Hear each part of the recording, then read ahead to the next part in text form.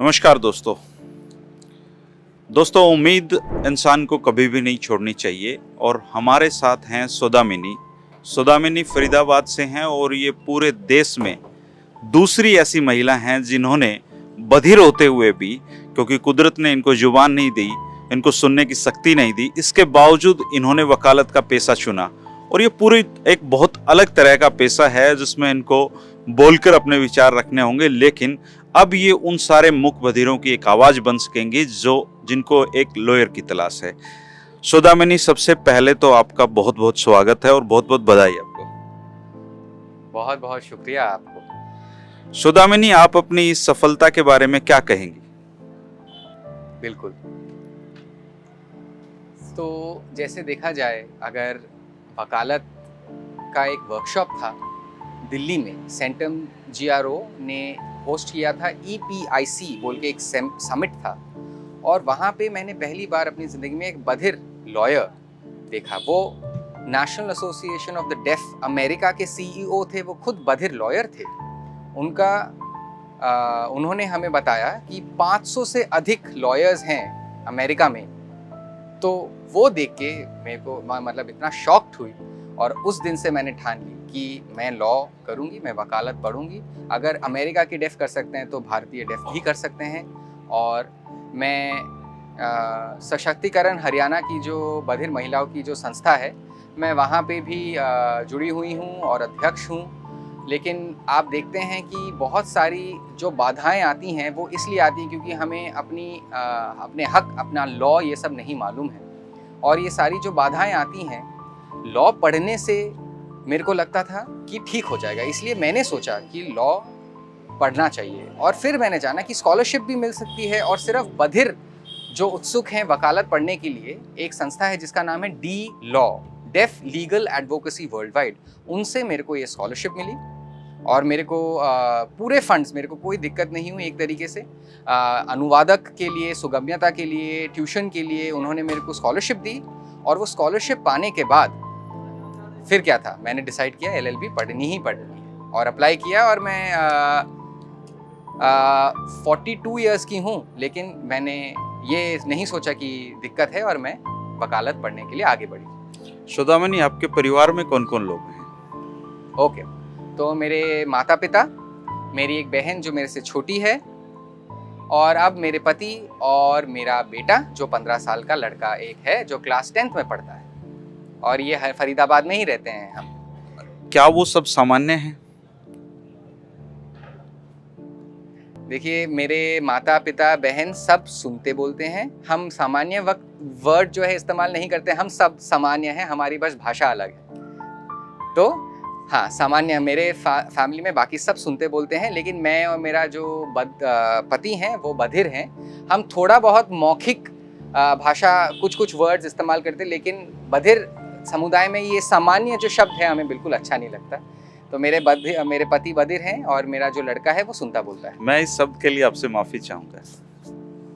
कोई बात नहीं, हम सबको जागरूकता, ये मेरा एक रिस्पॉन्सिबिलिटी है कि मैं आप लोगों को बताऊं। और ये तो एक वीडियो है, कितने लोग इसके बारे में जानेंगे, कितनी बड़ी अपॉर्चुनिटी है। अच्छा, ये बताइए, आपकी जो स्कूलिंग थी वो किस तरह के स्कूल में हुई? ठीक है, तो मैं बचपन में, मैं आपको बता दूं, मैं जब पैदा हुई थी मैं सुनती बोलती थी। 9 साल की उम्र तक मैं एक स्कूल जाती थी जहाँ पे सुनने बोलने वाले लोग पढ़ते थे। लेकिन 9 साल की उम्र में मेरे को मेनिंजाइटिस बोल के एक बीमारी होती है जो हो गई। दवाइयों के वजह से 1 महीने मैं हॉस्पिटल रही और घर आने के बाद मेरी श्रवण एकदम कम हो गया। और उस टाइम पे मैं साइन लैंग्वेज, सांकेतिक भाषा बिल्कुल नहीं जानती थी। मैं सुनने बोलने वाले बच्चों के साथ ही पढ़ती थी। मेरी जो रीडिंग राइटिंग स्किल थी, जो फाउंडेशनल लैंग्वेज की वजह से, क्योंकि मैं तब सुनती बोलती थी, मेरी पहली भाषा मेरे को क्लियरली मालूम थी। तो उसी के साथ ना सुनते हुए भी मैंने अपना BA ख़त्म किया, अपना कॉलेज ख़त्म किया, फिर MA अपना किया मैंने बॉम्बे यूनिवर्सिटी से सन 2000 में। उसके बाद शादी के बाद मैं 2005 में, उससे पहले कुछ नौकरियां भी करी मैंने, कुछ प्रोजेक्ट्स करे, मैं कॉपीराइट में भी काम किया है मैंने। और शादी के बाद हम लोग मैं काफ़ी देर प्राइवेट नौकरी करती थी। लेकिन जब मेरे को लड़का हुआ, तब मेरे को रियलाइज़ हुआ कि मैं लड़के को भी देखना है, नौकरी भी करनी है तो फिर मैंने नोएडा डेफ सोसाइटी में एक नौकरी ज्वाइन करी। नोएडा डेफ सोसाइटी में मैंने साइन लैंग्वेज सीखना शुरू किया और मैं इससे बहुत शुक्रगुजार हूँ। रूमा रोका जो एनडीएस की करता धरता है, वो एक फुल बधिर एनवायरनमेंट है, मतलब वहाँ पे सांकेतिक भाषा 24 घंटे मिलता है और वहाँ से मेरे को सांकेतिक भाषा के प्रति प्यार और एक सम्मान जागा, क्योंकि उससे पहले आप समझ सकते हैं कि मैं सांकेतिक भाषा नहीं जानती थी, सुनने बोलने वालों के समाज में थी। लेकिन एनडीएस जाके मैं पहली बार मैंने देखा कि यहाँ पे तो पूरे दिन ये सांकेतिक भाषा इस्तेमाल होते हैं। मैंने बोला कि भाई मैं कुछ नहीं जान पा रही हूँ, मैं कुछ नहीं बात कर पा रही हूँ, ये क्या मतलब है? फिर उन्होंने बोला नहीं, हमारी भाषा सीखो भाई, सांकेतिक भाषा सीखो। अगर आप सांकेतिक भाषा नहीं जानोगे, आप बधिर समुदाय में नहीं जुड़ पाओगे, उनसे नहीं बात कर पाओगे, नहीं मिल पाओगे। तो नोएडा डेफ सोसाइटी से कुछ 10 साल हो गए हैं कि मैं सांकेतिक भाषा बढ़िया तरीके से, वहाँ से लेके अब कुछ 15 साल हो चुके हैं कि मैं बढ़िया साइन लैंग्वेज यूज़ करती हूँ। अभी आप किस कोर्ट में प्रैक्टिस करेंगी और किस तरह के केसेस लेना पसंद करेंगी? ओके, तो मैं प्रैक्टिस तो अच्छा, सबसे पहले सुगम्यता बहुत बड़ी चीज़ है। तो अगर मैं केस लड़ूंगी वो सुगम्यता के लिए ही। बधिर लोगों की सोचिए, पुलिस स्टेशन में, हॉस्पिटल में, कोर्ट में बधिर लोग जाते हैं, सुगम्यता कहाँ मिलती है? नहीं मिल पाती है। तो मैं चाहती हूँ कि कहीं भी किसी भी जगह पे, आप जानते हैं जो निशक्तजन अधिनियम है आरपीडब्ल्यूडी 2016, लिखा हुआ है कि सुगम्यता हर जगह प्रदान करनी चाहिए। बधिर लोगों के लिए साइन लैंग्वेज की एक्सेसिबिलिटी होनी चाहिए, लेकिन ये इम्प्लीमेंटेशन के लिए मैं लड़ना चाहूँगी, ये मेरा एक मानना है। और प्रैक्टिस आपने मेरे को पूछा, मैं कोशिश तो कर रही हूँ कि हाई कोर्ट में अगर किसी तरीके से मैं किसी एक लॉयर जो निशक्तता या डिसेबिलिटी के फील्ड में फाइट करते हैं, मैं थोड़ा सा उनके साथ प्रैक्टिस करूँ एज एन इंटर्न, फिर इस फील्ड में शुरू करूँ। आपके जो अनुवादक हैं सौरभ, क्या उन्होंने आपकी बात अच्छी तरीके से समझी है? ठीक है, मैं अगर हर दिन एक बधिर व्यक्ति के साथ एक अनुवादक रोज काम करता है, रोज मिलते हैं, हाँ 100% समझ आ सकती है, वो 100% बात को समझता है। क्योंकि ये अनुवादक सौरभ मेरे साथ 2 साल LLB के कोर्स में भी इंटरप्रेट कर रहा था, तो ये मेरी भाषा, मेरे स्टाइल और मेरे रजिस्टर को जानता है। लेकिन कोई नया इंटरप्रेटर अगर एकदम से आ जाएगा, उनके लिए मुश्किल होगा और कुछ चैलेंजेस होती हैं। लेकिन जो होता है कि भारतीय सांकेतिक भाषा का, अगर आपको साइन लैंग्वेज आती है, सांकेतिक भाषा में आप खुद 2 साल, 3 साल, 4 साल, क्योंकि ये भी एक भाषा है, ये भी एक तरीके का सा टैलेंट है। जैसे बधिर लोग हैं, वो तो ज़िंदगी से पूरी जन्म में साइन लैंग्वेज इस्तेमाल करते हैं। तो लेकिन सांकेतिक भाषा में जो आप कौशलता है, उसके लिए बहुत सारे फैक्टर्स हैं जिस पे डिपेंड करता है कि इंटरप्रेटर एक डेफ पर्सन को क्लियरली समझ पाता है कि नहीं। स्किल चाहिए, सबसे पहली बात कौशलता होनी चाहिए भाषा के प्रति। दूसरी चीज़ है कि आपको इस बधिर व्यक्ति के साथ, जिसके साथ आप काम करें, एक बना के रखना है relationship professional. Third thing is कि एक कंसिस्टेंसी चाहिए। सोचिए, एक इंटरप्रेटर अगर एक डेफ पर्सन के साथ काम करता है, 3-4 बार हॉस्पिटल जा चुका है, उनकी केस हिस्ट्री जानता है, सडनली कोई और अगर इंटरप्रेटर आ जाए तो वो मेडिकल फैसिलिटी और उनके प्रोफेशनल्स के लिए और एक डेफ पर्सन के लिए भी दिक्कत होगी, क्योंकि वो उनकी बैकग्राउंड नहीं जानते हैं। और ये बहुत ज़रूरी है कि अभी से लेके आगे चलते सांकेतिक भाषा अनुवादक जो एक प्रोफेशन है, ये अनुवाद और दुभाषा का प्रोफेशन है, अभी हम बहुत बेसिक स्तर पे हैं, लेकिन मैं आशा करती हूँ आगे चल के ये प्रोग्रेस हो। ऐसी कोई अनुभव जिंदगी का जो आप सबको बताना चाहें?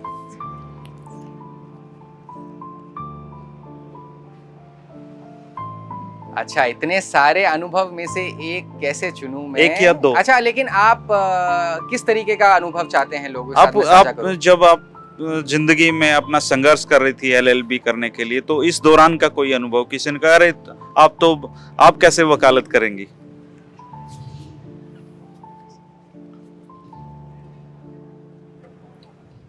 ठीक है, ऐसे तो बहुत सारे संघर्ष थे। सबसे पहले देखिए, कॉलेज में एक बधिर व्यक्ति को पढ़ने देना ही भारत में बहुत बड़ी बात है, तो मैंने पढ़ा। लेकिन जो द्विभाषिया है, मेरे को खुद ढूंढना पड़ा, उन्होंने बताया जी हमें तो नहीं पता। दूसरी चीज़ है कि कॉलेज मेरा बहुत दूर था, तो ट्रैवल, इंटरप्रेटर को पैसा देना, वो भी मैं ही दे रही थी। फिर जो टाइम उनका मैनेजमेंट है कि 1 घंटा वो करेगा, 2 घंटा वो करेगा, कौन कितने लोग करेंगे, पूरा दिन कॉलेज चल रहा है, उसके बाद आप जानते हैं कि कोविड आ गया। कोविड के टाइम पे सारे क्लासेस ऑनलाइन हो गए। ऑनलाइन इंटरप्रेटर में भी हाँ ठीक है, हमारे पास सॉफ्टवेयर्स में इंटरप्रेटर था, लेकिन डेफ लोगों को एक अलग तरीके से विजिबिलिटी चाहिए होती। जैसे हम सबसे रिक्वेस्ट करते स्टूडेंट्स, प्लीज़ अपना माइक ऑफ कर दीजिए, अपने वीडियोस ऑफ कर दीजिए, क्योंकि वो सौदामिनी को इंटरप्रेटर देखने में दिक्कत हो रही थी। तो वो रिक्वेस्ट करते हैं क्योंकि, लेकिन बहुत लोगों में जागरूकता नहीं थी, वो समझ नहीं पा रहे थे कि क्यों बोल रही है वो हमें बंद करने के लिए।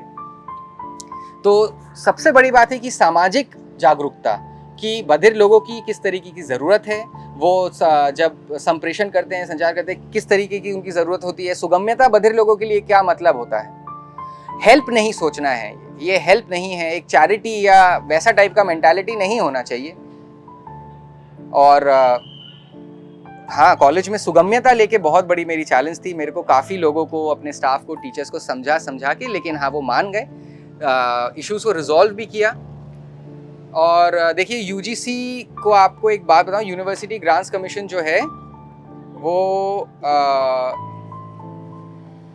बधिर कोई भी अगर स्टूडेंट कॉलेज में आता है तो कुछ ऐसी चीज़ें होनी चाहिए जो सुगम्यता उनको प्राप्त करे, और ऐसा कोई गाइडलाइंस या कोई ऑब्जेक्टिव्स हो।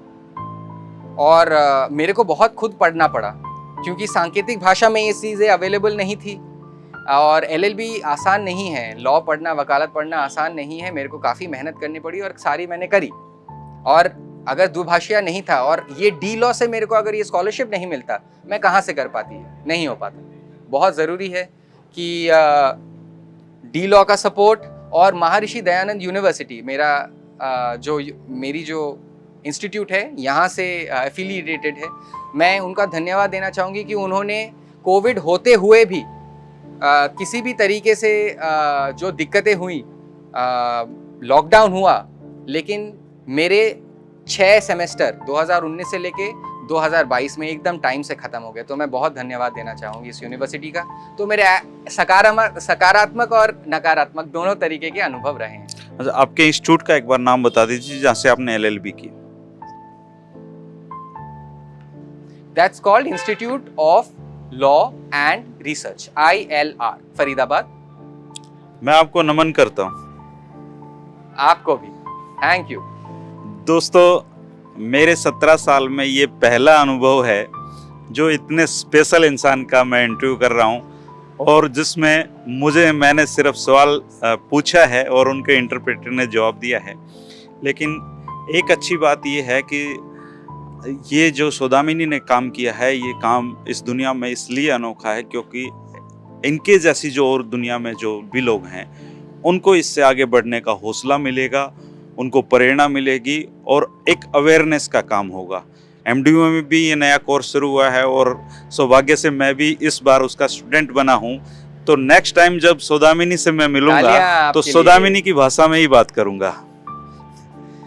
तो दोस्तों, सौदामिनी के हौसले को सलाम है, सौदामिनी के हौसले को प्रणाम है। आप सौदामिनी को कमेंट करके बेस्ट ऑफ लक जरूर बोलें। शुक्रिया। Thank you. नमस्ते।